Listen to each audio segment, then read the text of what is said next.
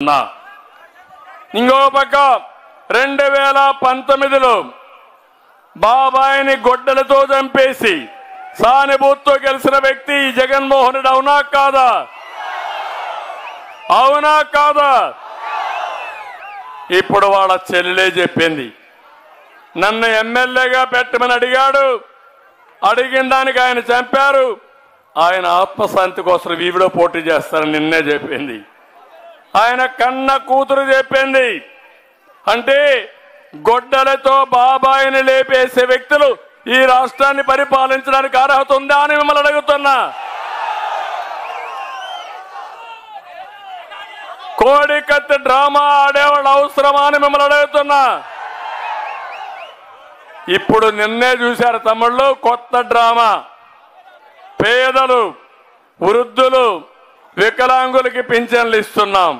ఎవడు ప్రారంభించాడు ఈ పింఛనం? మొట్టమొదటిసారిగా నందమూరి తారక రామారావు గారు 35 రూపాయలతో ప్రారంభించారు.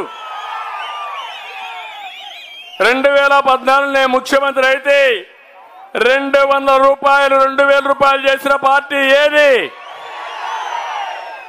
ముక్కుతూ మూలుగుతూ 1000 రూపాయలు పెంచాడు. పెంచుకుంటూ పోతానని 250 రూపాయలు పెంచుతూ వచ్చాడు. అది 3000 కొని ఈయన పోతున్నాడు. నేనే ఉంటే మొదటి నెలే 3000 ఇచ్చేవాడిని, ఇప్పుడు 4000 రూపాయలు ఇస్తామని చెప్పిన పార్టీ తెలుగుదేశం పార్టీ.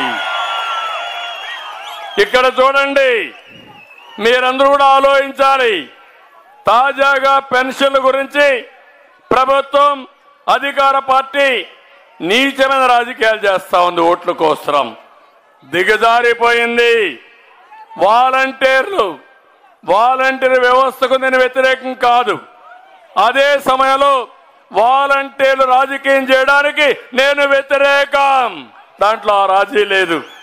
ఇంకొక మాట కూడా చెప్పా, మీరుండండి, తటస్థంగా ఉండండి. రేపు మళ్ళా వచ్చేది ఎన్డీఏ గవర్నమెంట్, మేమే వస్తాం, మీకు కూడా న్యాయం చేస్తాం. 5000 రూపాయలు సంపాదించే వాలంటీర్లు బాగా చదువుకున్న వాళ్ళు ఉన్నారు. అలాంటి వాళ్లకు 50,000 రూపాయలు సంపాదించే మార్గం నేను చూపిస్తానని మీ అందరికీ హామీ ఇస్తున్నా. ఈ పనులు చేసి వాళ్ళని రెచ్చగొట్టి రాజీనామాలు చేపించి వైఎస్ఆర్ కాంగ్రెస్ పార్టీ వర్కర్స్ గా తయారు చేసుకోవాలనుకుంటున్నారు. ఇప్పుడు ఎన్నికల కమిషన్ చెప్పింది, వాలంటీర్లు మామూలుగా వాలంటీర్లుగా ఉన్నారు, అలాంటి వాళ్ళు ఫుల్ టైం జాబ్ కాదు, గవర్నమెంట్ ఉద్యోగులే పెన్షన్లు డిస్ట్రిబ్యూట్ చేయాలని చాలా స్పష్టంగా చెప్పారు. ఈరోజు గ్రామ సచివాలయాలు ఉన్నాయి, 1,26,000 మంది స్టాఫ్ ఉన్నారు. ఒక్కొక్క గ్రామంలో 45 మంది ఉంటారు పెన్షన్దారులు. ఆవరేజ్ని ఇస్తే దినానికి 20 మందికి ఇస్తే 2 రోజుల్లో పెన్షన్ అల్లి ఇవ్వడానికి అవకాశం ఉంటుంది, ఇంటింటికి పోయి ఇచ్చే అవకాశం ఉంది.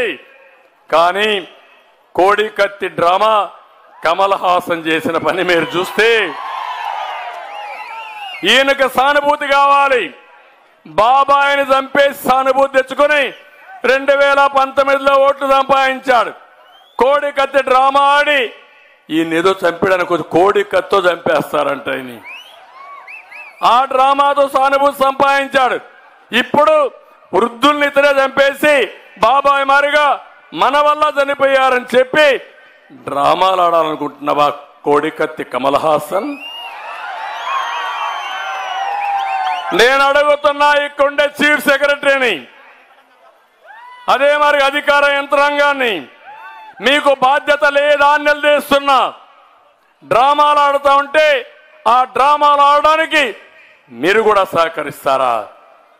అధికార యంత్రాంగం ఉంది, ఒక్క నెల మీరు పెన్షన్ ఇంటికాడ ఇవ్వలేరా? ఇవ్వలేనంత అసమర్థులా అని మిమ్మల్ని అడుగుతున్నా. అందుకే మీరు చూస్తే ఈరోజు ప్రతిపక్షాల పైన బురజల్లడానికి ఈ పెన్షన్లు ఇవ్వకుండా చేశారు. నేను ఈరోజు మిమ్మల్ని ఒకటి అడుగుతున్నా, ఆలోచించమని. పెన్షన్స్ కూడా విజ్ఞప్తి చేస్తున్నా.